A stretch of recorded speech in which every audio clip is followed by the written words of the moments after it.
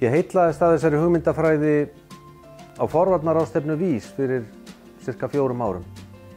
Þá sá ég þetta í fyrsta skipti og mér fannst hugmyndafræðin alveg frábær, en þetta virkaði við fyrstu kynni á mig eins og þetta væri bara svona monster.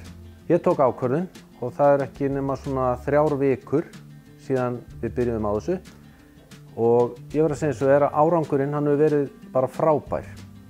Hann hefur fyrst og fremst falist í því að starfsmenn hafa allir orðið þáttakendur. Varðandi skipulag að spara 2 sekúndur eins og Lean byggir á.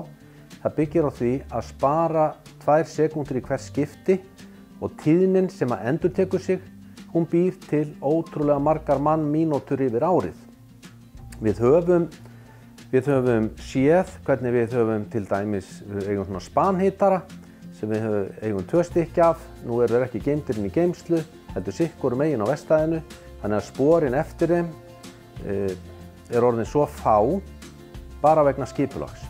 Þannig að þetta snýst allt að koma í öllum hlutum í skipulag, þannig að hver staður eigi sér, eða hver hlutur eigi sér heimili og þá er mjög auðvelt að finna viðkomandi hlut, þannig að því leyti þá hefur þetta margborgað sig.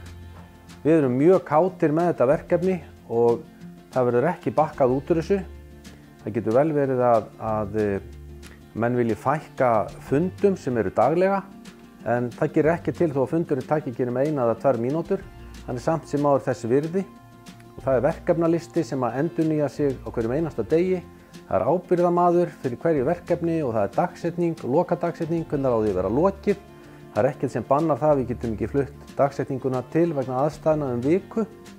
Þannig það eru margir þættir sem eru samspilandi og ég bara hlakka til þess sem koma skal.